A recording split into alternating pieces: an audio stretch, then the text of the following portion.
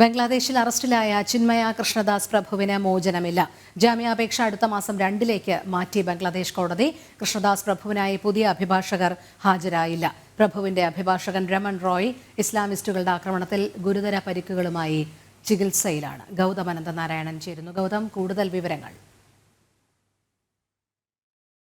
ജാമ്യാപേക്ഷ പരിഗണിക്കുന്ന ഘട്ടത്തിൽ ചിന്മയ കൃഷ്ണദാസ് പ്രഭുവിന് വേണ്ടി അഭിഭാഷകർ ആരും തന്നെ ഹാജരായിരുന്നില്ല.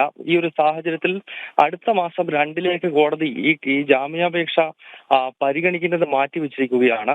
ജനുവരി 2 എന്ന് പറയുമ്പോൾ ഏകദേശം 1 മാസത്തെ സമയപരിധി ഇനിയും വരുന്നു. ആ സമയം മുഴുവൻ ചിന്മയ കൃഷ്ണദാസ് പ്രഭു ജയിലിൽ കിടക്കേണ്ട പശ്ചാത്തലം ഉണ്ടാകുന്നു എന്നതാണ് ശ്രദ്ധേയമാകുന്നത്. അതായത് ബംഗ്ലാദേശിലെ കോടതികൾ പോലും കൃത്യമായി തന്നെ ഭീകര സംഘടനകളുടെ സ്വാധീനത്തിന് വഴങ്ങുന്നു എന്നതിന്റെ ഉദാഹരണമാണ് ഇന്നിപ്പോൾ കോടതിയിൽ നടന്ന സംഭവം. ചിന്മയ കൃഷ്ണദാസ് പ്രഭുവിന്റെ അഭിഭാഷകൻ രമൺ റോയ് ഗുരുതര പരിക്കുകളോടുകൂടി ആശുപത്രിയിൽ ചികിത്സയിലാണ്. അദ്ദേഹത്തെ ഇന്നലെ വൈകുന്നേരം ചിറ്റഗോങ്ങിലെ വസതിയിൽ വെച്ച് മുസ്ലിം മതമൗലികവാദികൾ ആക്രമിക്കുന്ന പശ്ചാത്തലമുണ്ടായി. ഇതേ തുടർന്നാണ് ഇന്നിപ്പോൾ പുതിയ അഭിഭാഷകന്റെ ആവശ്യമുണ്ടായത്. പക്ഷേ ആരും തന്നെ ഹാജരാകാത്ത അടുത്ത മാസം 2 മാറ്റിവെച്ചിരിക്കുന്നത്.